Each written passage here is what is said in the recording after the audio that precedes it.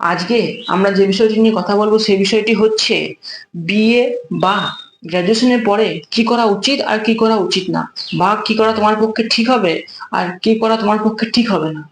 তো এবার বেশিরভাগ ছেলে মেয়ে বা কিছু কিছু ছেলে মেয়ে কি করে, এটি তাদের লাস্ট ডিগ্রি হয়, মানে বিএ বা এই ধরনের ডিগ্রি, মানে বেসিক্যালি উচ্চ মাধ্যমিকের পর যে কোনো একটা ডিগ্রি তাদের হয় লাস্ট ডিগ্রি, মানে এই ডিগ্রিটা তাদের পড়ার জীবন বা তাদের জীবনের শেষ যদি পড়াশোনার বিষয় হয় তাহলে এই ডিগ্রিটাই তাদের শেষ, মানে এই ডিগ্রি তারা শেষ করে। আবার কিছু কিছু ছেলে মেয়ে আছে যারা বিএ বা নানান ধরনের ইউনিভার্সিটি থেকে করার পর তারা একটু উপর লেভেলে যায়, মানে একটু পিচির দিকে যায়, মানে পোস্ট গ্রাজুয়েশনের দিকে যায়। ঠিক আছে, মানে আপগ্রেড করে। যেমন যে কোনো ইয়ে হতে হতে পারে, যেমন ধরো DEd, BSc, BCom, computer science, তারপরে আরো নানান ধরনের আইটিআই সেক্টরে যেতে পারে তারা। ঠিক আছে, আবার অন্য ছেলেমেয়েরা এছাড়া আর কিছু ছেলেমেয়েরা যারা আছে তারা কি করে, তারা ধরো একটু আপার ক্লাসের হয়, তারা বিএ কোর্সটি করার পর একটু ভালো ডিগ্রি জয়েন করে, মানে ভালো কোনো শহরে যেয়ে ব্যাঙ্গালোরে ধরো নার্সিং বা কোনো এমবিএ ভালো কলেজ থেকে এসব নানান ধরনের দামি দামি কোর্স তারা করে।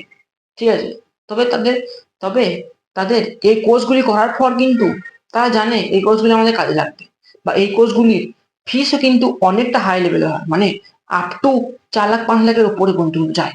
ঠিক আছে, তোমরা হয়তো জেনে থাকবে, বা তোমরা হয়তো আগে জানবে, বা এগুলো হয়তো ইউটিউবে দেখে থাকবে। আবার আর কিছু কিছু ছেলে মেয়ে আছে, বেসিক্যালি ছেলেরা আছে, যারা এই বিএ কোর্সটি করার পর বা গ্র্যাজুয়েশন করার পর তারা সরকারি বা গভর্নমেন্ট চাকরির জন্য প্রস্তুতি নিতে থাকে। যে কোনো চাকরি হতে পারে, ধরো গভর্নমেন্ট বা স্টেট গভর্নমেন্ট, এসব চাকরির জন্য তারা প্রস্তুতি নিতে থাকে। বা আর্মির জন্যই ধরো, তোমাদের পাড়া হয়তো কত ছেলে প্রস্তুতি নিচ্ছে এবং তারা গ্র্যাজুয়েশন না করেও হয়তো টুয়েলভ থেকেও প্রস্তুতি নেয়। ঠিক আছে, তোমাদের জিনিসটা তোমাকে বুঝতে হবে, কিন্তু তোমাকে সবার প্রথমে যে কাজটি করতে হবে, তোমার সবার প্রথম অবস্থানটি বুঝতে হবে, তোমার কন্ডিশনটা তোমাকে দেখতে হবে, মানে তোমার ফাইন্যান্সিয়াল কন্ডিশন, তুমি কতটা উপযোগী বা কতটা উপস্থিত এই কোর্সগুলি করার জন্য। তোমার কি ফাইন্যান্সিয়াল কন্ডিশন এতটাই খারাপ যে তুমি টুয়েলভ করার পর যে কোনো একটা চাকরি পেলেই হলো, তোমার মানে যে কোনো কেউ তোমাকে স্যালারি দিলেই হলো? সেই হিসাবে অনেক ছেলে মেয়ে আছে যারা কি করে, হয়তো উচ্চ মাধ্যমিকের পর বা কলেজে জয়েন করার কিছু বছর পরই তারা যে কোনো একটা নর্মাল কোম্পানিতে, যেমন ব্যাঙ্গালোর, চেন্নাই ধরনের নানান ধরনের, কলকাতা, নানান ধরনের কোম্পানিতে জয়েন করে। তাদের বাড়ির অবস্থা অনেকটাই খারাপ হয়, যে হিসাবে তারা এগুলি করতে বাধ্য হয়। কিন্তু তোমাকে তোমার অবস্থাটি বলেছে, তখন প্রথমেই বললাম, অবস্থাটি না বুঝে তখন কখনোই এই কোর্সগুলি নির্বাচন করে নিতে পারো না। কারণ তোমার যদি অবস্থান একবারে খারাপ হয়, তুমি তো ঘরে এটা বলতে পারো না যে, তোমার প্যারেন্টসকে এটা বলতে পারো না যে বাবা আমি এমবিএ করবো। তুমি জানো কতটা পয়সা লাগে, এগুলি কোর্সগুলি খরচ কতটা, ফিস কতটা। তোমাকে তোমার অবস্থানটি তোমাকে প্রথম বুঝতে হবে। তুমি হয়তো এই বিএ কোর্সটি করার পর বা গ্রাজুয়েশন করার পর তুমি তোমার অবস্থানটি পুরো ক্লিয়ার হয়ে যাবে, তোমার এমন স্বচ্ছতা ধারণা চলে আসবে তোমার নিজের মধ্যে, তুমি কতটা উপযোগী কোর্সগুলি করার জন্য, তুমি কি আগে যে যার জন্য প্রস্তুত, নাকি তোমার এতটাই ছিল তোমার জানি পড়াশোনা। তো বেশিরভাগ ছেলে মেয়ে কোম্পানিতে জয়েন দিয়ে দেয়, মানে মেয়েরা কি করে, তারা তাদের আশেপাশে শোরুমে কিন্তু যখন ভ্যাকান্সি হয় তারা তখন অ্যাপ্লাই করে দেয়, তখন পেয়েও যায়। ঠিক আছে, আর ছেলেরা বেসিক্যালি, আমরা তোমরা কলকাতা যাও, যে কোনো কোম্পানিতে কাজ করো, কলকাতা না গেলে ধরো একটু দূরে যাও, চেন্নাই, ব্যাঙ্গালোর, আরো বড় বড় শহরে বা স্টেটে যাও, যেমন উড়িষ্যা, এসব নানান জায়গায় যাও। এবং আর কিছু ধরনের লোক আছে যারা কি করে, টুয়েলভের পর থেকে কিন্তু তারা আইটিআই চলে যায়। ঠিক আছে, তো আইটিআই তারাও কিন্তু কোম্পানিতে কাজ করে। মানে আমরা যেটা করি, মানে বিয়ের পর সেটা কোনো সার্টিফিকেট, মানে সার্টিফিকেট না পেয়ে কোম্পানিতে কাজ করছে এবং ওখানে স্যালারিটা কম হয়, কিন্তু ওরা ওই কোর্সটি করেছে সেই হিসাবে ওদের সার্টিফিকেট কোম্পানি, মানে তাদের কোনোদিন ছাড়াতে পারবে না, বা ছাড়াতে পারলেও তারা অন্য কোম্পানি জয়েন হয়ে যাবে, কিন্তু সেই জায়গায় তারা মানে একটা সার্টিফিকেট পেয়ে যাবে। সার্টিফিকেটের দাম অনেক বেশি। মানে যদি কোনো কোম্পানিতে কাজ করে থাকো, তোমরা তোমরা হয়তো বুঝতে পারবে, তোমরা হয়তো বুঝতে পারবে যারা আইটিআই করেছো। ঠিক আছে, এবার তুমি হয়তো সব সব মানে সব তোমার, তুমি কোন ক্লাসে পড়ো তোমাকে সেটা দেখতে হবে, মিডল ক্লাস, লো ক্লাস, না এমন আপার ক্লাস। আপার ক্লাস তোমায় বললাম এমবিএ করতে পারো, যদি মিডল ক্লাসে পড়ো তাহলে একটু পিজি মানে পোস্ট গ্রাজুয়েট যেতে পারো, যেমন BSc, BCom, MBA, sorry MA, তারপরে ডিএড, এই জিনিসগুলো করতে পারো। আর যদি তুমি লো লেভেল হয়ে থাকো বা তোমার বাড়ির অবস্থা এতটাই খারাপ হয়, তাহলে তুমি যে কোনো একটি চাকরি অ্যাপ্লাই করে থাকো, কারণ না তোমাদের, তোমরা বুঝতে পারছো তোমাদের কি হবে আগে। ঠিক আছে, আর কিছু কিছু ছেলে মেয়ে, তোমরা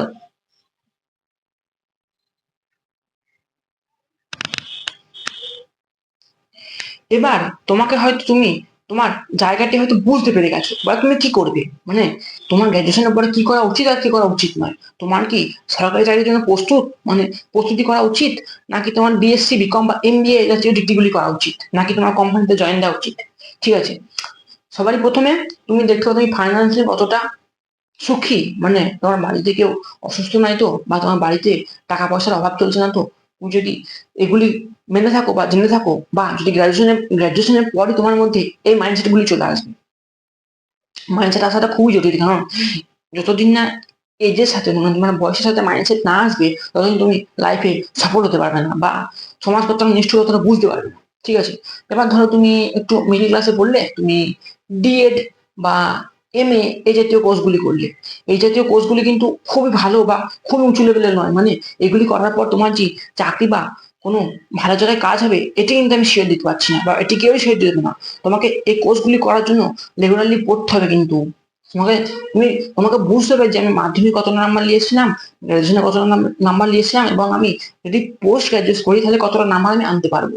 তোমাকে নিজের জায়গাটা বুঝতে হবে, কিন্তু তুমি কি পড়ার প্রতি সক্ষম, মানে তুমি কি পড়বে, মানে পড়তে ভালোবাসো, মানে তুমি কি সবসময়, মানে তুমি যেইভাবে কলেজ লাইফটি এনজয় করেছো, মানে তুমি কি কলেজ লাইফটি হেসে খেলে উড়িয়ে দিয়েছো, মানে স্কুল লাইফের মতো।